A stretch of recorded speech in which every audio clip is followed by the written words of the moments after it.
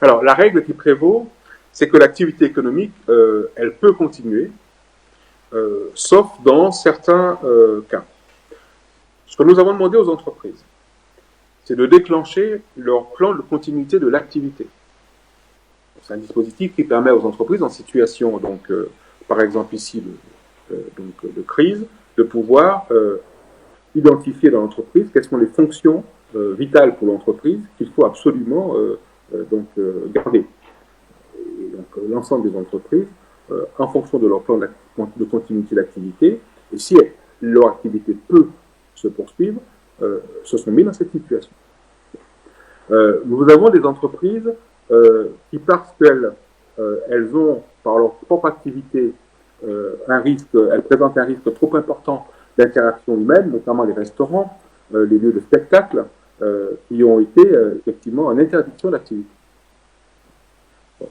Et puis vous avez des entreprises qui ont été considérées comme étant indispensables pour l'intérêt de la vie du quotidien. En particulier, il s'agit bien sûr des entreprises de l'activité du commerce alimentaire et des biens de nécessité, de première nécessité. Donc toutes ces entreprises, elles doivent non seulement fonctionner, mais elles doivent fonctionner même à plein, pour pouvoir faire en sorte qu'il n'y ait pas de pénurie, que la chaîne alimentaire soit respectée, que les transports de marchandises fonctionnent très bien, et même en sous-activité, tout cela est important. Donc, la situation est contrastée. Et donc, globalement, le sujet est très simple. Si, avec votre employeur, il a été convenu dans le cadre de votre entreprise qu'il est nécessaire, que vous puissiez vous rendre au travail, votre employeur doit vous signer un justificatif qui est donc à télécharger sur le site du ministère, sur le site de la préfecture. C'est un justificatif de déplacement professionnel.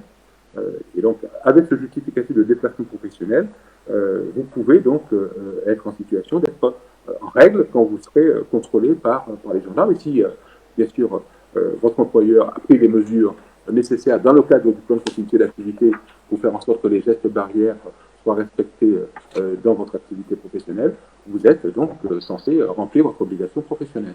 Au niveau économique, Alix, 31 ans, qui est commerçant à Besançon, qui parle des aides des salariés, il dit que c'est très bien, mais quelles aides pour la trésorerie des petites entreprises, parce qu'il lui dit qu'il ne pourra pas tenir 15 jours et encore moins un mois. Alors pour les petites entreprises, il y a un dispositif qui s'appelle un fonds de solidarité qui peut permettre donc de mettre en place une aide jusqu'à 1500 euros par mois. Et donc il faut qu'il puisse aller sur le site de la préfecture. Il trouvera tous les renseignements. Il peut aussi aller sur le site de nos partenaires comme les chambres consulaires, la chambre de commerce et d'industrie, la chambre de métier et d'artisanat, la chambre d'agriculture. Il trouvera donc tous les renseignements pour pouvoir accéder à ce dispositif d'aide.